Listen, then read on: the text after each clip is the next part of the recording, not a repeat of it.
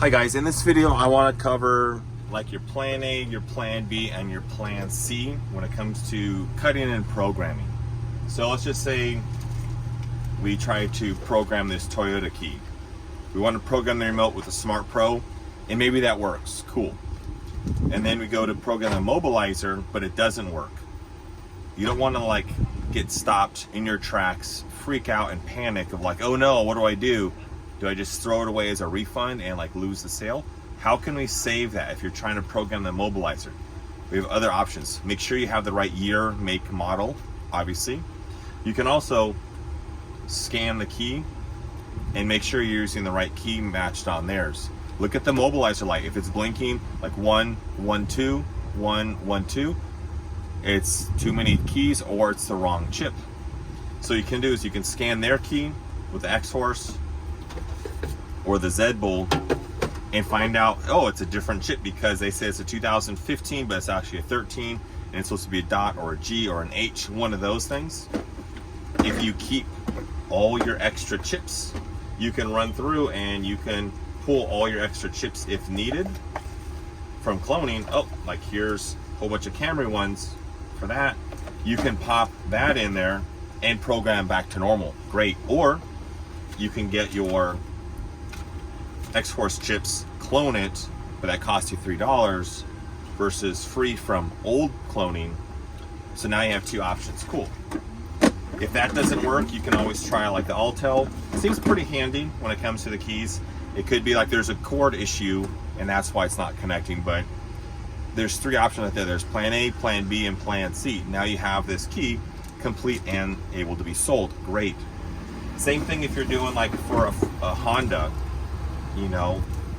So what if the remote doesn't program manually? It might be all programmed together. Don't panic. Just program it, the mobilizer, and see if the remote programs together. Make sure you're clicking all the buttons when you sync them all together in programming mode. Cool. But also if this doesn't work, like the mobilizer type, you can clone it. So again, you're not panicked or anything. You can clone the chips on these, and if it's on the circuit board, you can literally break it off, put on a regular X-Force chip, and then you have that.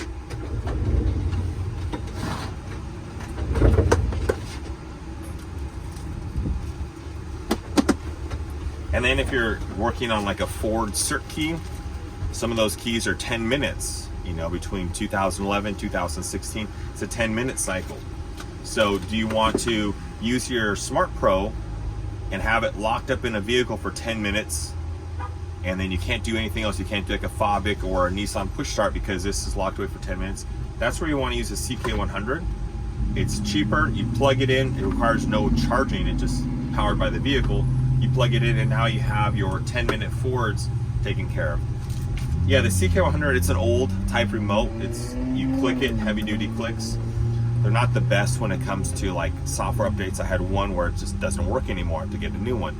But if you use it for the 10-minute Fords and other Ford turn keys and basic remotes, it comes in handy.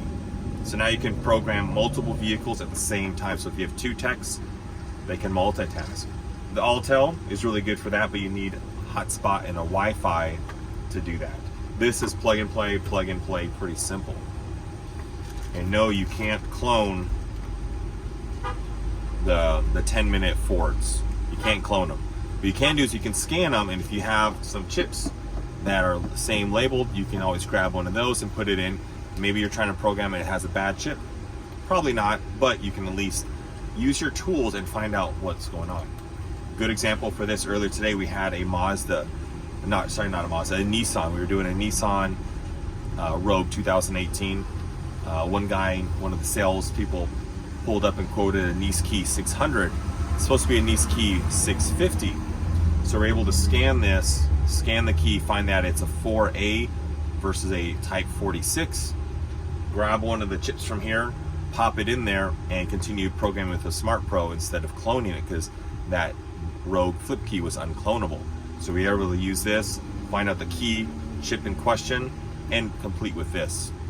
If we're not utilizing our tools to our advantage, it's going to be very difficult. This is a lifesaver. It lets you know all this information. Learn how to use your X-Force, Learn how to use your Smart Pro. Learn how to use the Autel, which is like a supplementary programmer. The CK100 is really good. It just saves you a lot of time. So you can do other things and you're not like telling these customers, oh, I gotta wait. So that's how you're gonna problem solve in plan A, plan B, plan C. So if you have the Ford, plan A, use the CK100 so you can have this always available for anything else. Pretty straightforward, pretty simple. But think about all the tools you have. Let's kind of go over. So the Z-Bolt, you're gonna use this to stick a key in and scan it. All it does is it scans the mobilizer chip. That's it. You don't use it for anything else. Smart Pro does everything. Old vehicles, new vehicles, push starts, turn starts, all that. For Fords, you can use it to find like the door codes, things like that. It's pretty cool. A lot of cool features. You can erase keys, you can program keys. Autel, I've seen you can program keys like for a Ford. If there's too many keys, it won't erase them. I haven't seen the options yet, but I've kind of dug around for other like Lexus and stuff like that for the procs for the door keys and everything, or the door buttons. And I can see the options here. Same thing here. So I think there's just a lot of subset options in here where this is very user friendly. This is kind of clunky. CK100, use it for Ford's basic old keys, pretty simple. And all your chips. So again, if you are using your X-Horse correctly, you have your X-Horse chips, which are normal. You have your putties, your punch pins to take them out. But also you're gonna have all these extra chips, like the 4067s, all those, 68s. Toyota Type G, Ford Mazda keys, Camrys. Then I'm gonna have some Volkswagen Type 13 Megamos. And then I'm gonna have 4Cs and some old ones. So you wanna keep all your chips. And there's one for a Nice Key 650, you know. So if you keep all your chips, you can use these instead of expensive X-Horse chips. Other than that, keep track of all your machines and you should be good to go. Thanks guys for watching.